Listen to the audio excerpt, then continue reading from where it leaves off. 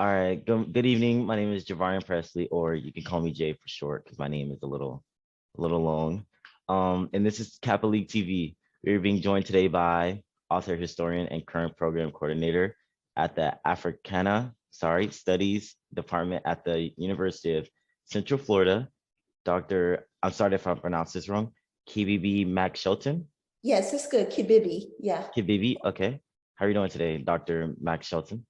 I am fine. Okay, That's I'm good. just That's turning good. up my volume a little bit. Okay. Now, hopefully, we're babysitting our grand puggy. He's a 1-year-old pug. Oh, So if you wow. hear barking, it's not me. I already told my husband if he starts, take him outside, But anyway, I'm Yeah, happy to be here.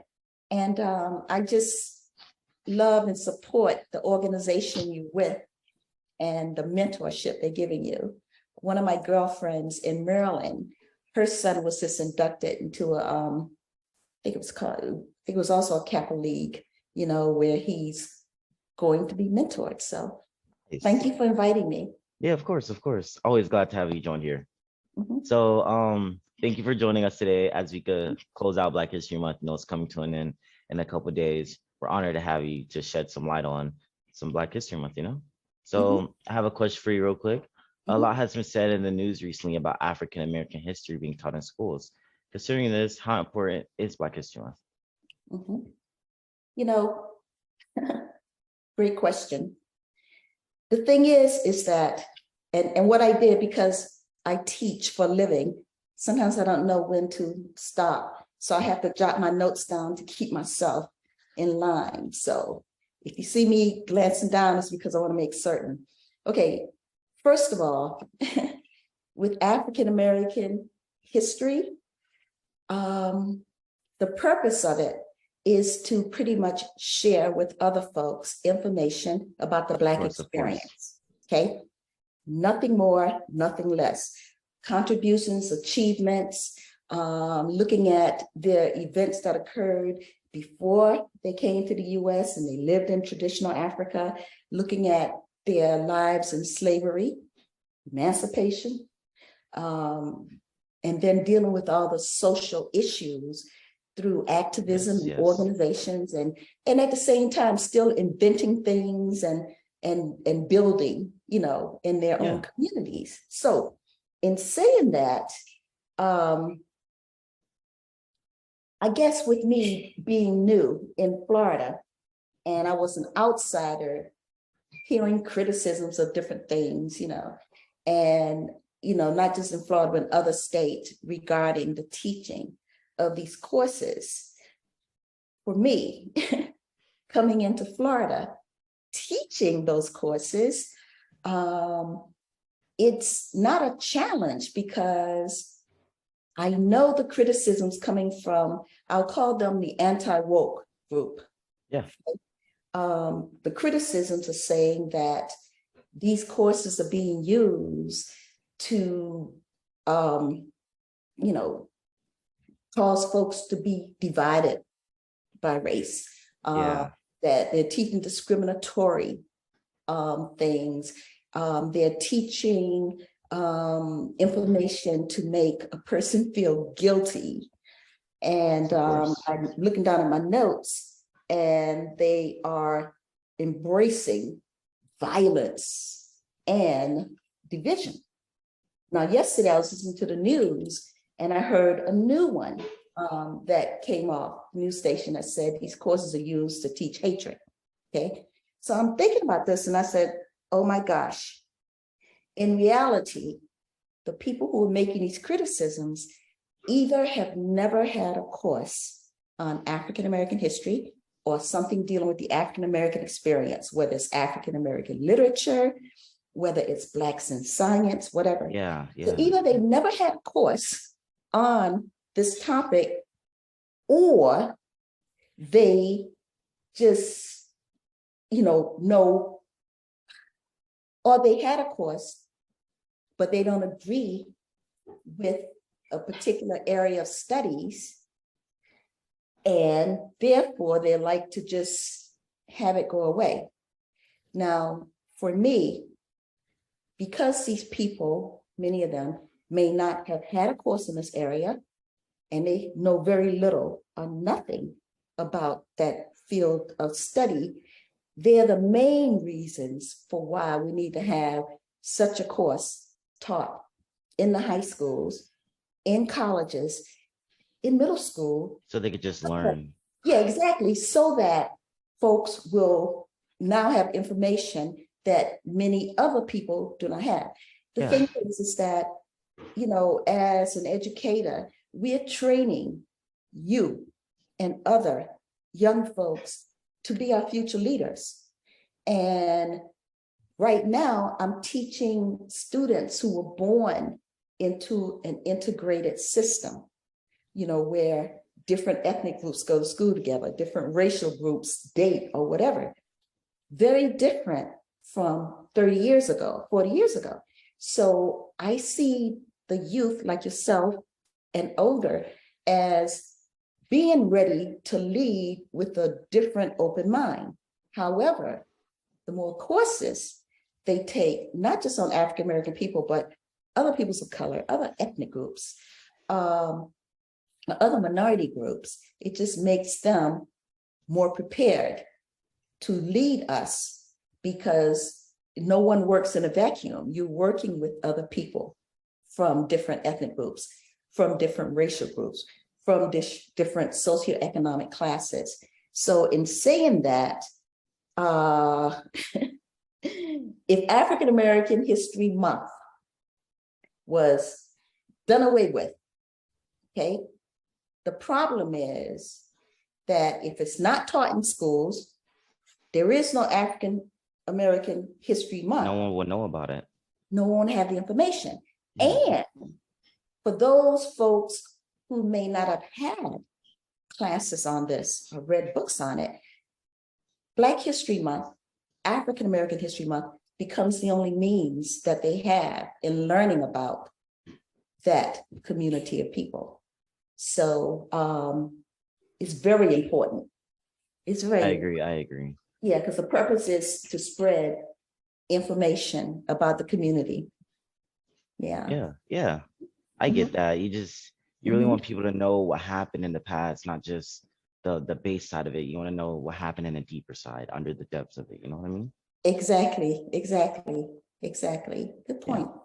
So with the second one, the Mhm. second question is, over the last couple of years, with the emergence of the Black Lives Matter movement and racial tensions being high, corporations have attempted to show they are very diverse and inclusive.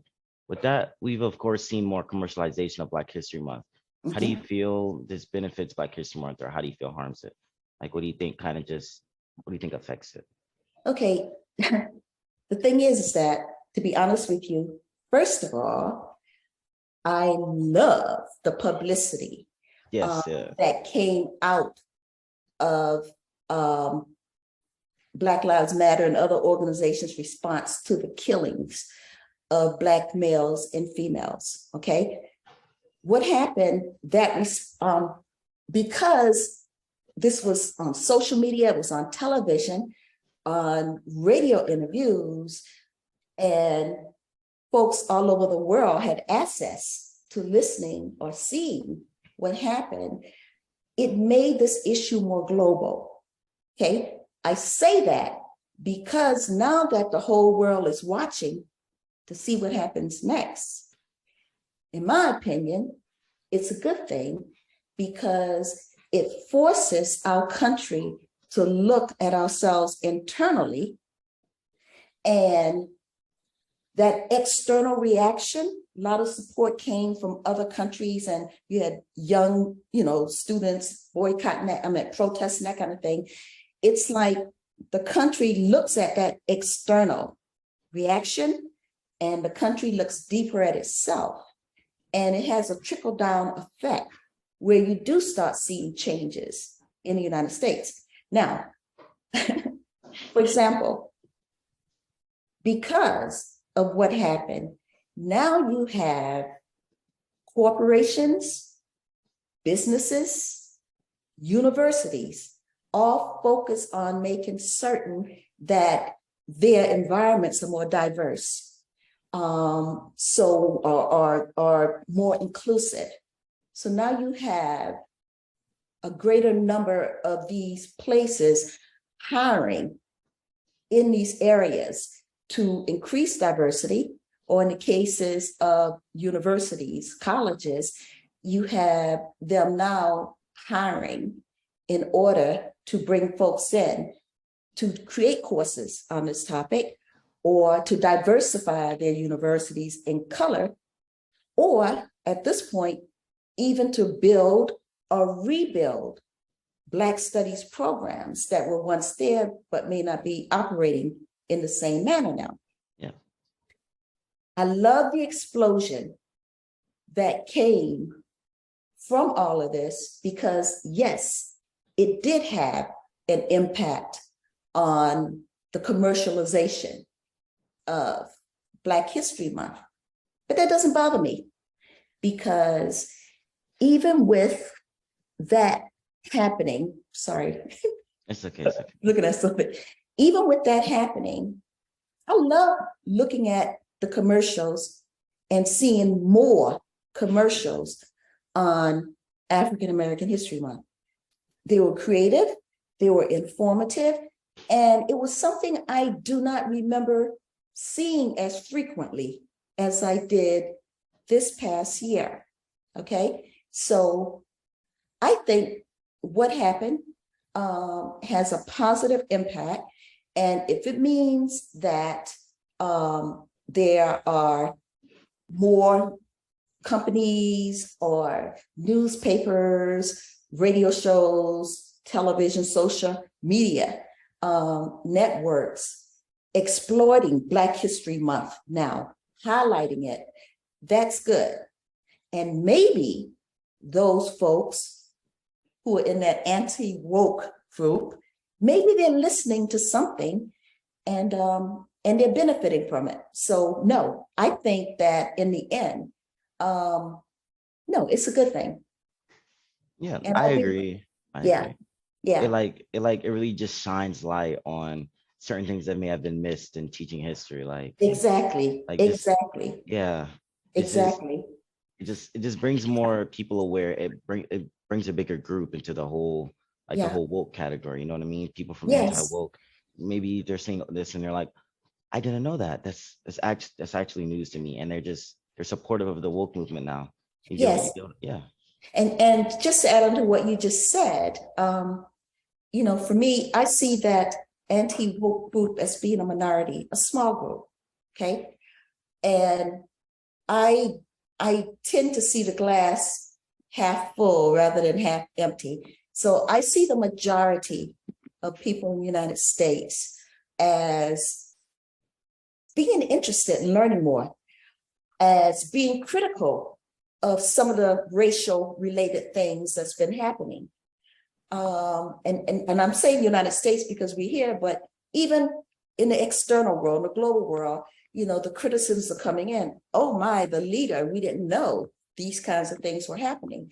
Yeah. So I just feel that there are more people willing to wake up and learn more than there are folks who want to stay in that little silo and shut it down Just kind because of shut themselves out.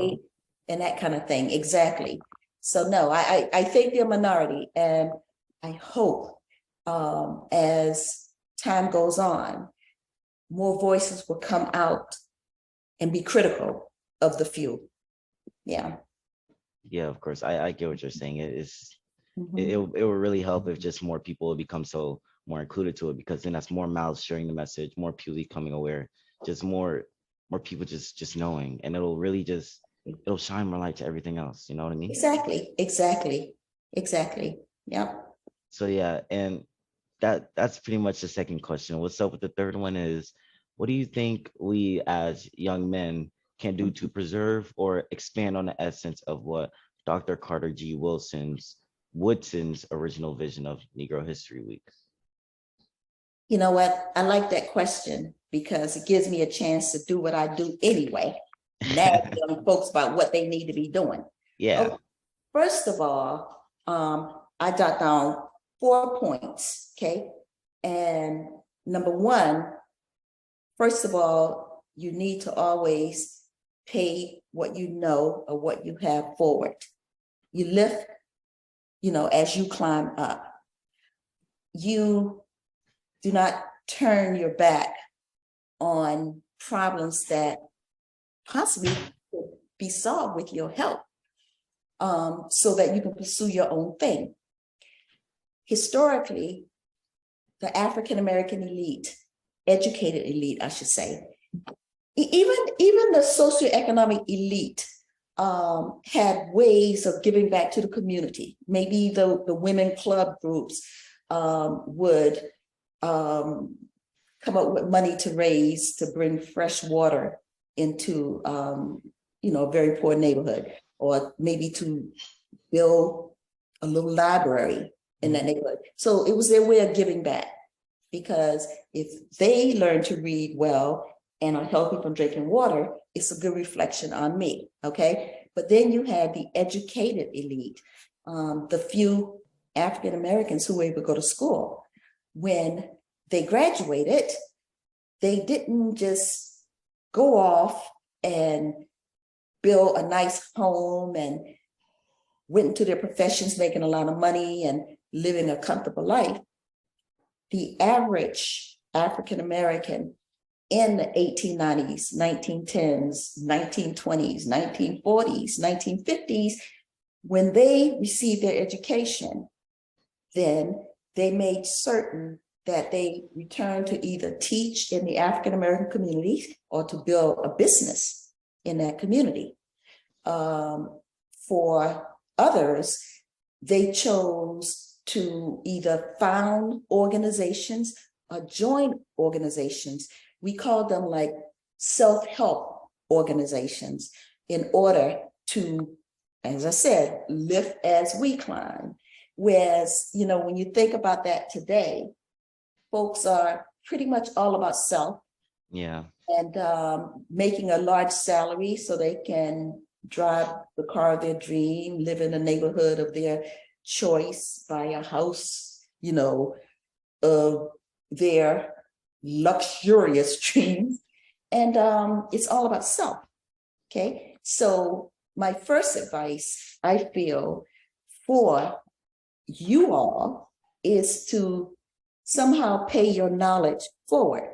Now, one way you could do that, let's say if you go to college in Florida, where you happen to grow up in the city and at that school, then Black History Month, you're a college student, then reach out to your old teachers or principal to see if you could come in to give a talk about Black History Month. Share a message, yeah. Or to set up a little program for the school, where you're using your creativity with the students and maybe some of your friends. Or if you go to college out of town, you could do the same thing. During this month, you can reach out to the local schools to see if there's something that you can do to enhance their program, or you'd like to give a talk, okay? So that's paying the knowledge forward. The second thing is that you all must always, when you are among your friends and your peers, you have to speak up. Whenever someone is saying something inappropriate or saying something that's negative, whether it's about females, whether it's about someone in the LGBTQ community, whether it's something, a disparaging comment about that person, look how big his nose is, look how black his skin is, he looks like a ugly bujangi, or even if disparaging comments are being made about folks from another racial group.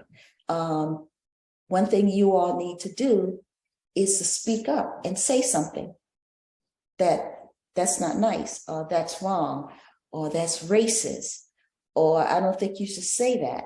That knowledge you have, you can give a little explanation behind it, and some folks will say, oh, wow, I didn't know that, or yeah, you're right.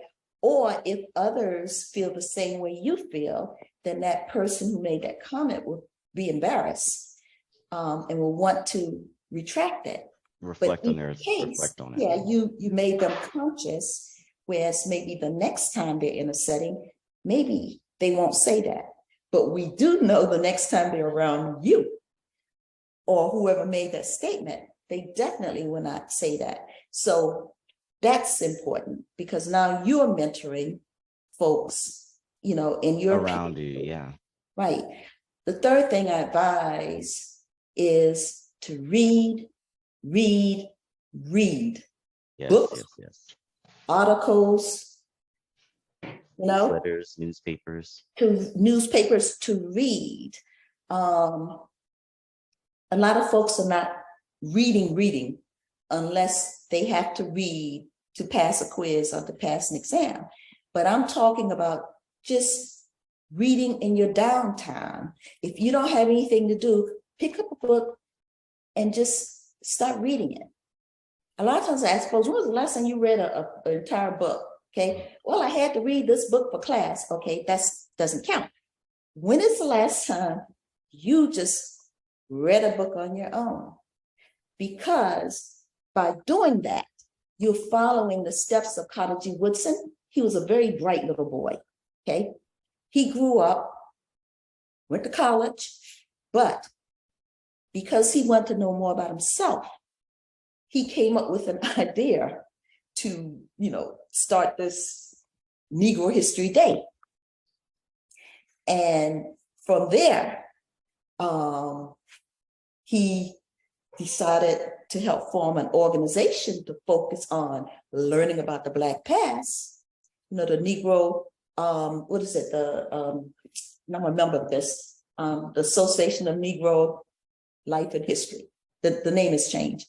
But anyway, by 1926, his organization had convinced the schools, and these were segregated schools, to at least spend 1 week, second week in February, because their Black folks' favorite heroes at that time, Frederick Douglass and Abraham Lincoln, their birthdays were, you know, in February. Yeah. So you had this Negro History Week, okay?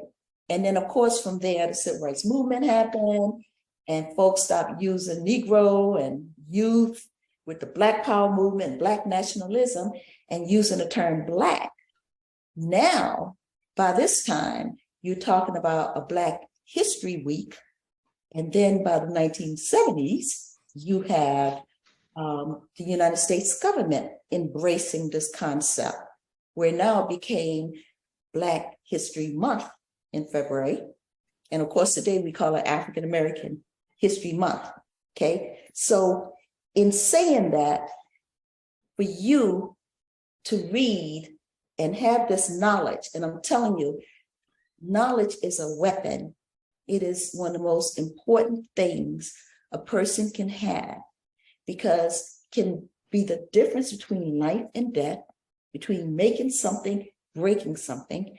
Knowledge is very important, okay? It's just like a woman may be pregnant and she goes into labor on the sidewalk, okay? There's nothing I can do about it except for, you know, call for help, but help her breathe, because I had children, so I can help with that part.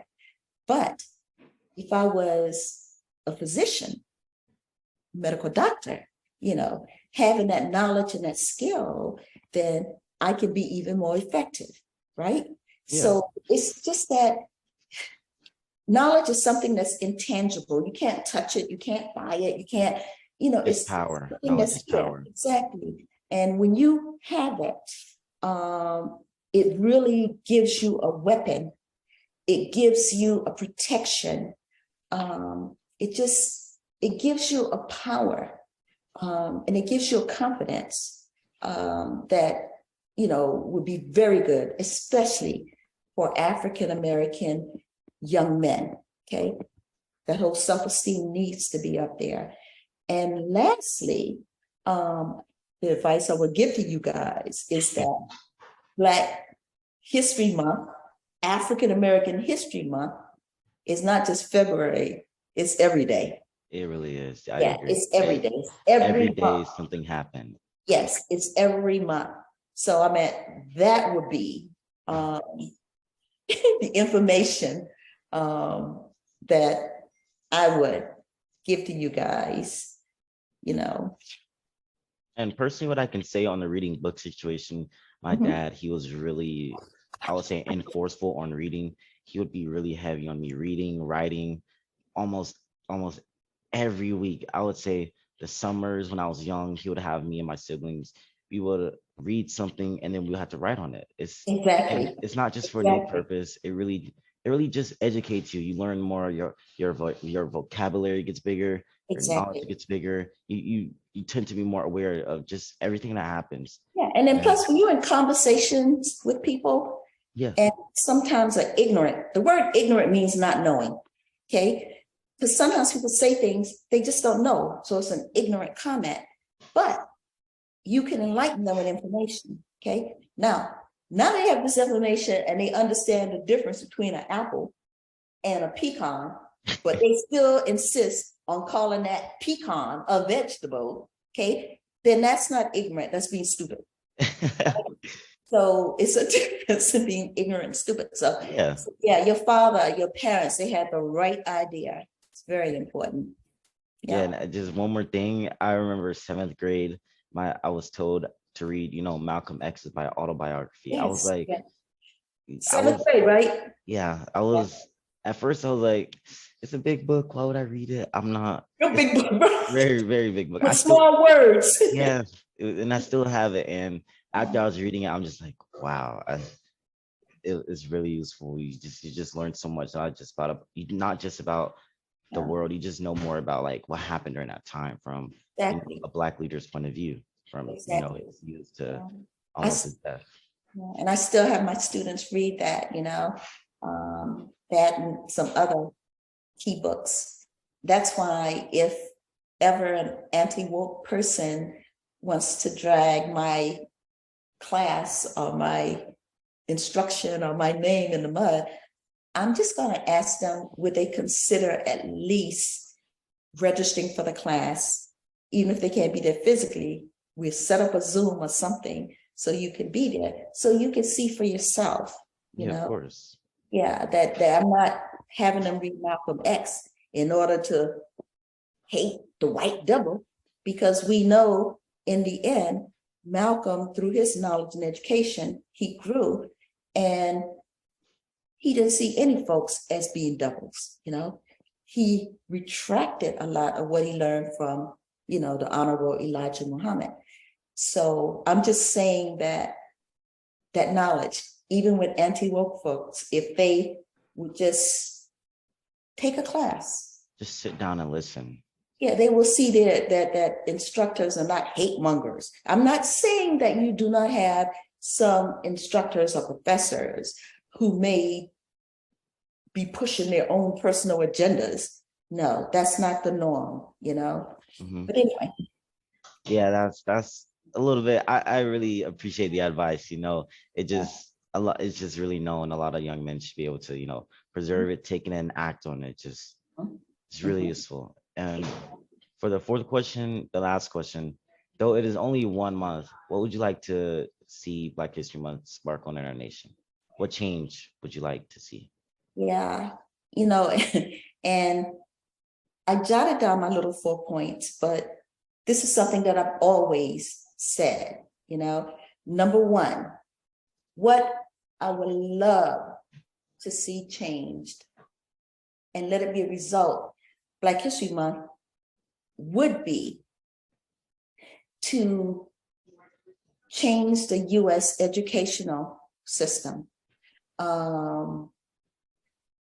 I guess starting with probably elementary school, but definitely middle school and high school, where the United States history class, I would love to see that book and how it's taught totally revised. I would like to see a change in the telling of US history by devoting equal amount of time to each ethnic group, okay? It starts off with the indigenous Native American people. And if you are staying 3 weeks on them, great. Then it comes with the early European white American settlers. Again, keep it same weeks. And then you're going to include your African American communities, your Latinx communities, your Asian Americans. Just give all the ethnic groups equal time. Yeah, equal time in the unfolding of telling the story of US history, okay? Because normally history has been written by the people who are in control. So therefore it's going to come from that perspective. But I just feel that if a US history textbook is equitable in telling the story, not leaning towards one group over another, it should be the true story. If it's taught in that manner, then you're going to have students leave from whether it's elementary or middle school, having a good understanding of different groups and not be totally biased by what was said by a group, by someone else or in another book. But now you gave them the information and they're able to decide for themselves what to believe. Also, I would like to see in high school, outside of a revised US history course where it's taught and written, I think every high school needs to have African American history, Asian American history, Latin American history, whatever, also be a mandatory course. Okay, you got US history, okay? No, but if US history is taught the way it's supposed to be taught, then that's mandatory, okay? And then for electives, I would like for them to have, African American history, Asian American, so students can choose, which courses they like to learn more about.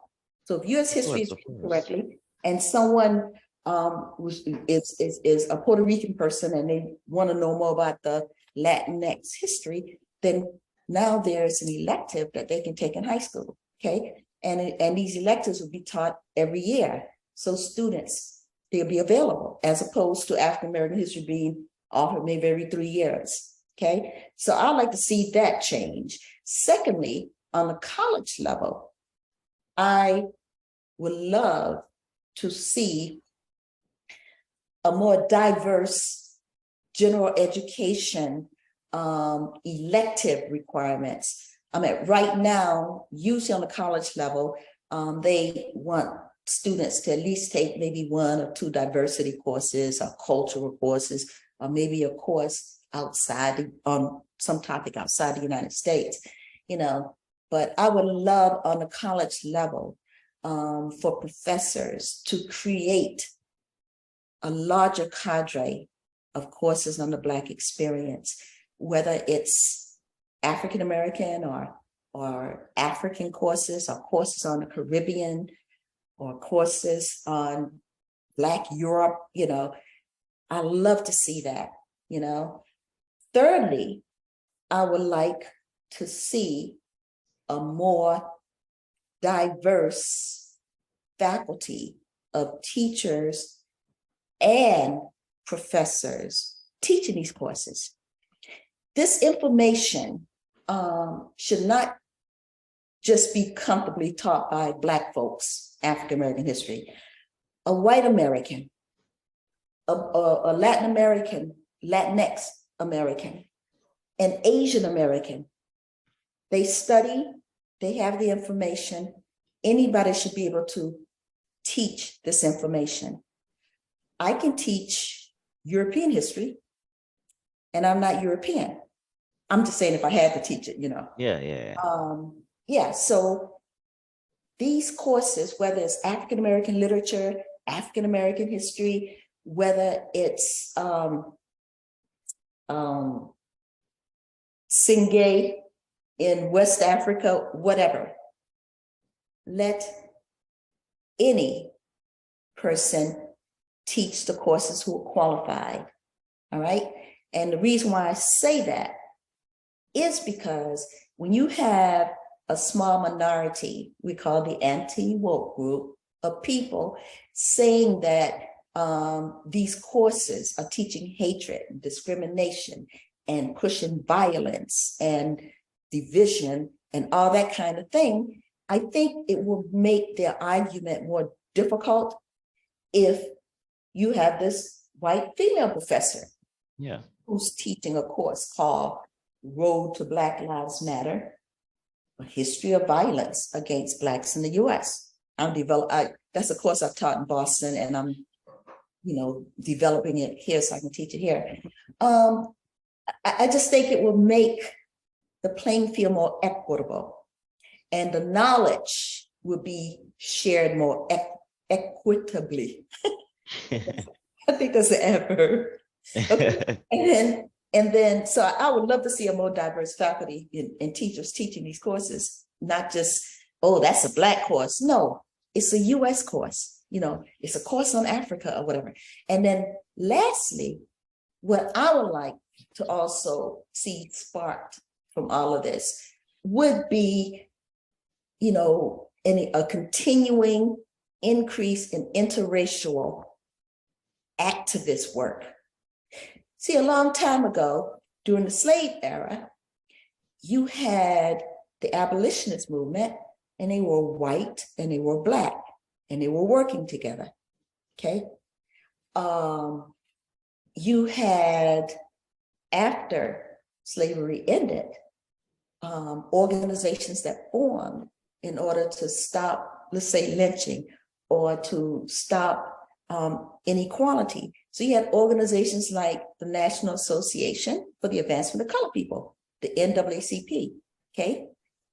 Interracial, men, women, Black, white, you even had some white women groups.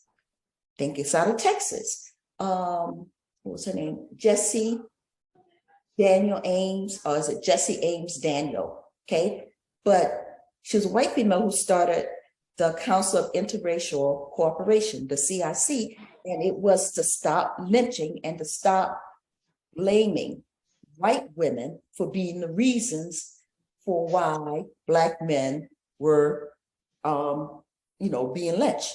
In other words, stop spreading the story that Black men just want to rape white women. And so as white males, we have to protect our white women, our white girls, okay? And some of the women were tired of that. So you had this interracial work.